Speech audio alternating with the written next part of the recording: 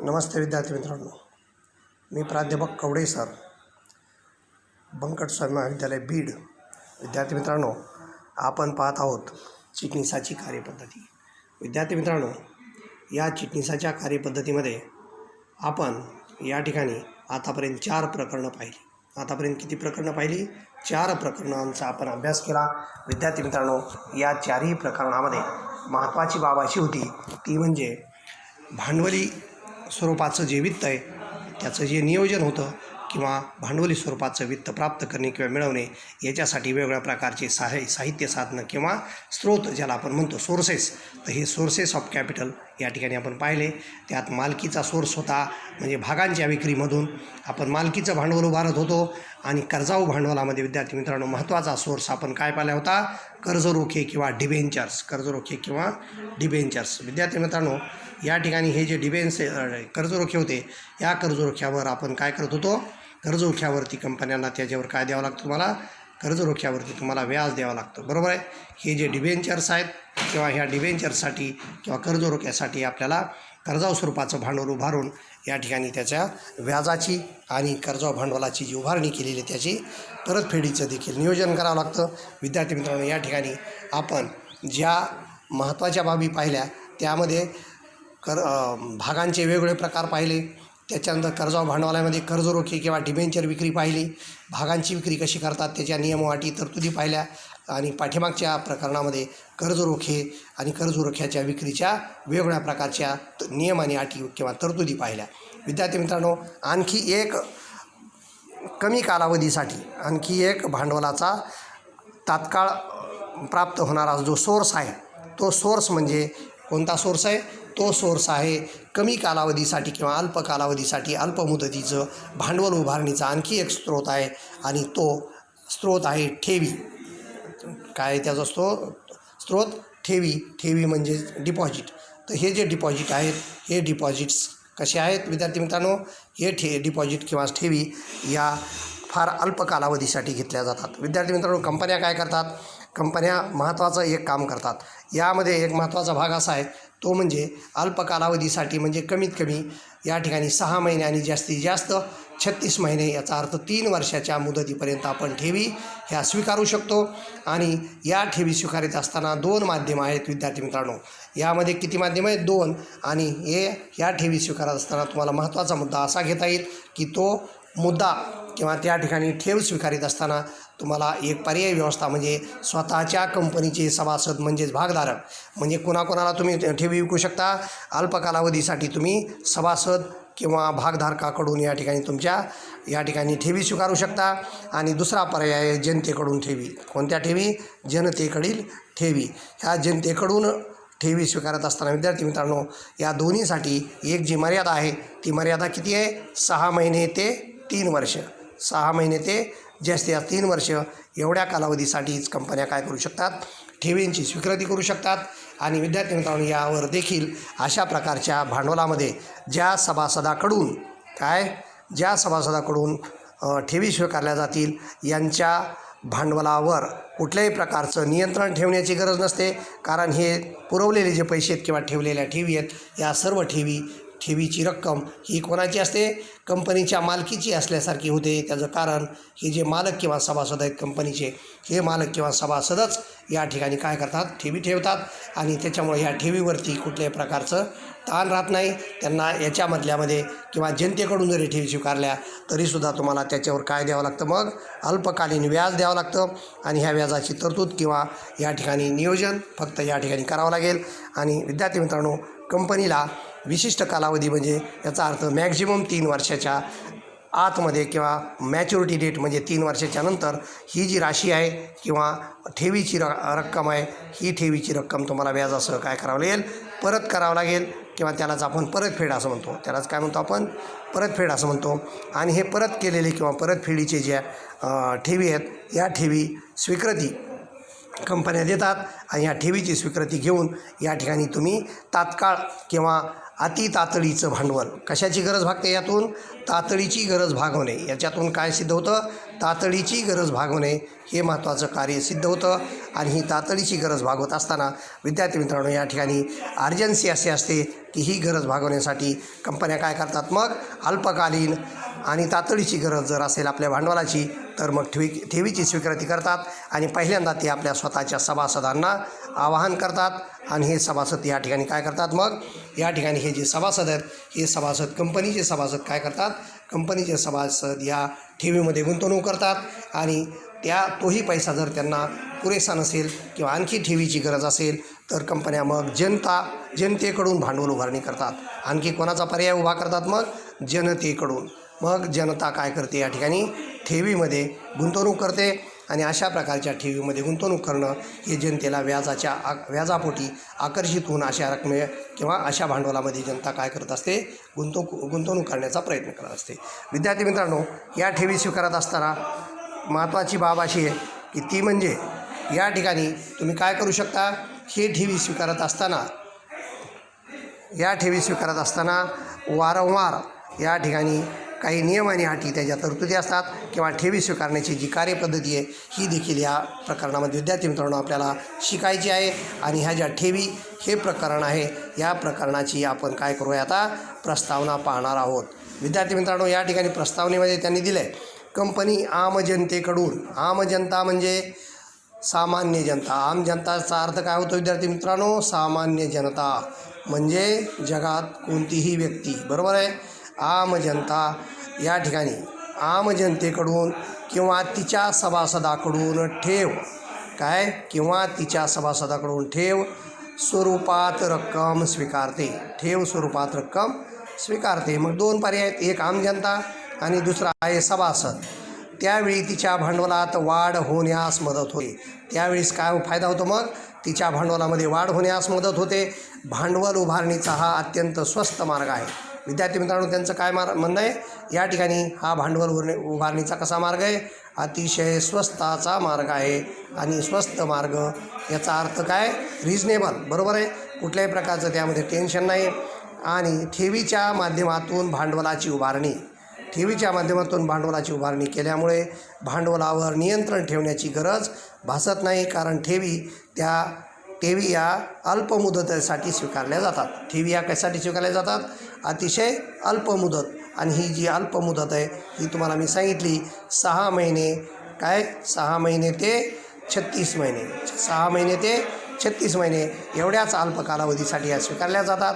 त्यामुळं त्याच्यावरती नियंत्रण ठेवण्याची काही गरज पडत नाही. आणि अतिशय सोपा भाग आहे तो म्हणजे कोणता? ठेवी स्वीकारून भांडवल उभारणी करणे. अशा प्रकारचा हा मुद्दा होता. विद्यार्थी मित्रांनो तथापि ठेव रक्कम परत करताना एखाद्या दोषी कंपनीच्या बाबतीत ठेवी स्वीकारणे हा जोखमीचा पर्याय असू शकतो. तथापि ठेव रक्कम परत करताना एखाद्या दोषी कंपनीला काय म्हणता येते? ठेव रक्कम परत करताना एखाद्या दोषी कंपनीच्या बाबतीत ठेव स्वीकारणे हा जोखमीचा पर्याय असू शकतो. म्हणजे कंपनी जर दोषी असेल किंवा ती नीट नसेल तर अशा कंपनीचा पर्याय या ठिकाणी ठेव स्वीकारण्याच्या बाबतीमध्ये रिस्की होऊ शकतो.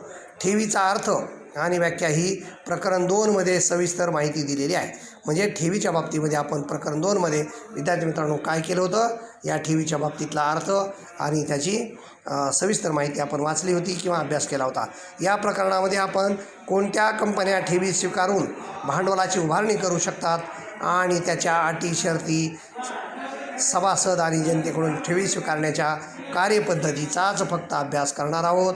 या ठिकाणी प्रकरण 2 मध्ये तुम्हाला त्याचा अर्थ आणि सविस्तर माहिती या ठिकाणी ठेवीची या ठिकाणी आपली झालेली आहे. विद्यार्थी मित्रांनो प्रत्यक्षपणे आता आपण काय पाहणार आहोत? ठेवींची स्वीकृती हा शीर्षक आहे आपल्यासमोर. कोणतं शीर्षक आहे? ठेवींची स्वीकृती. विद्यार्थी मित्रांनो या ठिकाणी ठेवीची स्वीकृती खालील पद्धतीने करण्यात येते. आता कोण करतं किंवा कोणामार्फत या ठिकाणी काम केलं जातं? खालील कंपन्या वगळता ठेवी स्वीकारणाऱ्या इतर कंपन्या. बघा खालील कंपन्या वगळता ठेवी स्वीकारणाऱ्या इतर कंपन्या म्हणजे या ठिकाणी महत्त्वाची बाब तुम्हाला अशी लक्षात येईल ती म्हणजे या ठिकाणी ज्या दिलेल्या या संस्था आहेत या सर्व संस्था किंवा कंपन्या सोडून इतर कंपन्याच फक्त ठेवीची स्वीकृती करू शकतात। याचा अर्थ बँकिंग कंपनी ठेवीची स्वीकृती करू शकत नाही।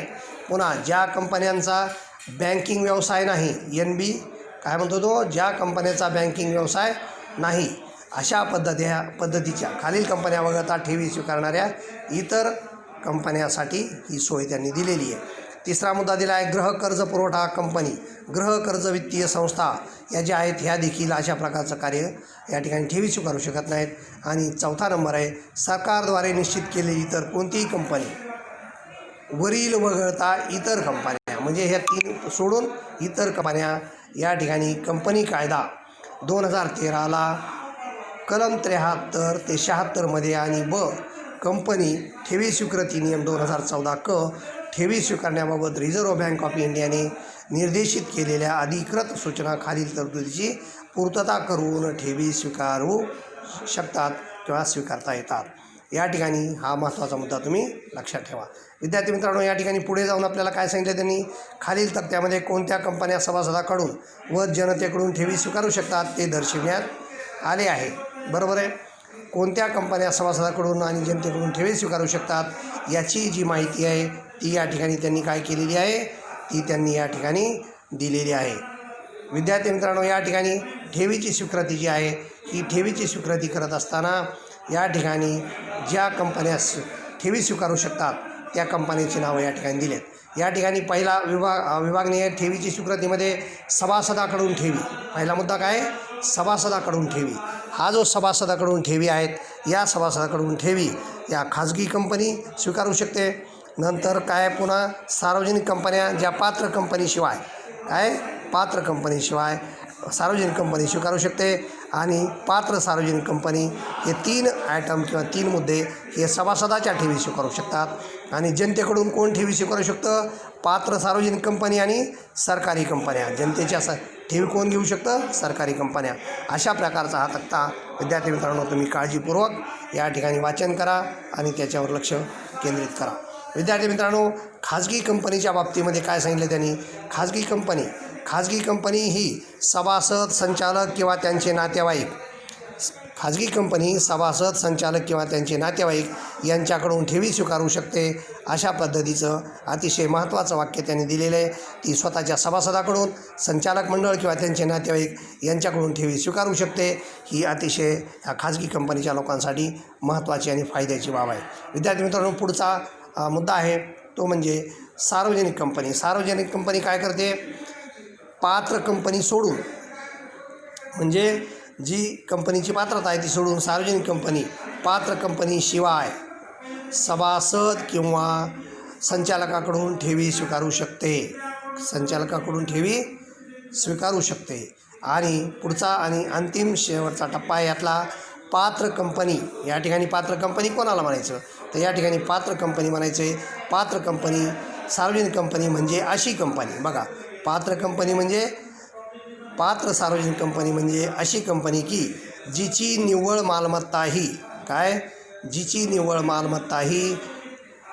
100 कोटीपेक्षा कमी नाही। बघा, पात्र कंपनी म्हणजे जिची निव्वळ मालमत्ता ही 100 कोटीपेक्षा कमी नाही। किंवा दिलं आहे त्यांनी पुढच्या पेजवर, आणि हे जे किंवा आहे हे पुढच्या पेजवर जर आपण गेलो तर ते तुम्हाला दिसेल। किंवा जिची आर्थिक उलाढाल, काय म्हणताय ते, जिची आर्थिक उलाढाल ही 500 कोटीपेक्षा कमी नाही आणि सभासदाच्या सभेत ठेवी स्वीकारण्याबाबत विशेष ठराव संमत करून त्यास मान्यता देण्यात आलेली आहे अशी सार्वजनिक कंपनी। म्हणजे सभासदाच्या सभेत ठेवी स्वीकारण्याचा विशेष ठराव ज्या कंपनीने संमत केलेला आहे आणि ज्याची उलाढाल 500 कोटीपेक्षा कमी नाही। ही जी 500 कोटी टर्नओव्हर, त्याला काय म्हणतो आपण, टर्नओव्हर, अशा पद्धतीने। आणि हा जो टर्नओव्हर आहे या बाबतीमध्ये ह्या सगळ्या बाबी दिसत आहेत। बरोबर आहे, या सगळ्या नियमाला धरून ठेवी स्वीकारण्याची कार्यवाही करण्यात येते। आणि त्यामध्ये विद्यार्थी मित्रांनो आणखी एक मुद्दा या ठिकाणी दिलेला आहे, तो म्हणजे काय दिसतोय तुम्हाला, या ठिकाणी ग्रीन झोनमध्ये या ठिकाणी त्यांनी काही गोष्टी दाखवल्यात। निव्वळ किंमत वजा वसूल भांडवल, बघा निव्वळ किंमत वजा वसूल भांडवल अधिक मुक्त राखीव निधी अधिक प्रतिभूती वजा न वाटलेला तोटा अनपेक्षित खर्च न वजा केलेला किरकोळ खर्च म्हणजे ही निव्वळ किंमत अशा पद्धतीने मांडली जाते. आणि उलाढाल कशाला म्हणायचं आहे? या ठिकाणी उलाढाल म्हणायचं आहे विशिष्ट काळात विक्रीद्वारे प्राप्त झालेले उत्पन्न. म्हणजे उलाढाल जो शब्द पाठीमागे आला होता त्याचा अर्थ त्यांनी दिला आहे विशिष्ट काळात विक्रीद्वारे. काय? विशिष्ट काळात विक्रीद्वारे प्राप्त झालेले उत्पन्न. विशिष्ट काळ म्हणजे मागील 3 वर्षाचा असेल किंवा एका आर्थिक वर्षाचा असेल. या एका आर्थिक वर्षामध्ये किंवा प्रत्येक आर्थिक वर्षामध्ये प्राप्त झालेले जे उत्पन्न आहे त्यालाच आपण उलाढाल किंवा टर्नओव्हर असं म्हणतो. विद्यार्थी मित्रांनो, या ठिकाणी पुढचा एक मुद्दा होता आणि तो पुढचा मुद्दा विद्यार्थी मित्रांनो या ठिकाणी काय दिला होता त्यांनी? पुढचा मुद्दा आहे 5.2 मध्ये ठेवींचे स्वीकृतीच्या नूतनीकरणाच्या अटी व शर्ती. या ठिकाणी काय दिल्यात? ठेवीच्या स्वीकृतीच्या नूतनीकरणाच्या अटी व शर्ती. विद्यार्थी मित्रांनो, ठेवींची स्वीकृतीच्या नूतनीकरणाच्या अटी व शर्ती. या ठिकाणी नूतनीकरण याचा अर्थ काय म्हणतो आपण त्या ठिकाणी? रिन्युअल. काय म्हणतात त्याला? रिन्युअल. विद्यार्थी मित्रांनो, हे जे रिन्युअल आहे हे रिन्युअल म्हणजे नूतनीकरण. आणि हे नूतनीकरण करत असताना एक बाब महत्त्वाची आहे ते म्हणजे ह्या रिन्युअल किंवा नूतनीकरणाच्या माध्यमातून घेतलेल्या ज्या किंवा स्वीकारलेल्या ज्या ठेवीची रक्कम आहे ती नूतनीकरण करून पुन्हा एकदा भांडवली स्वरूपामध्ये पुढच्या कालावधीसाठी ही वापरायची असेल तर तुम्हाला ठेवीचं काय करावं लागेल? नूतनीकरण किंवा रिन्युअल करावं लागेल. अशा प्रकारचा हा विद्यार्थी मित्रांनो मुद्दा होता. तरी आपण या ठिकाणी 5.2 पर्यंत येऊन आपण या ठिकाणी हा व्हिडिओ थांबवतो आहे आणि पुढच्या व्हिडिओची वाट पहा. अभ्यास करा, घरातच राहा, सुरक्षित राहा, काळजी घ्या. धन्यवाद.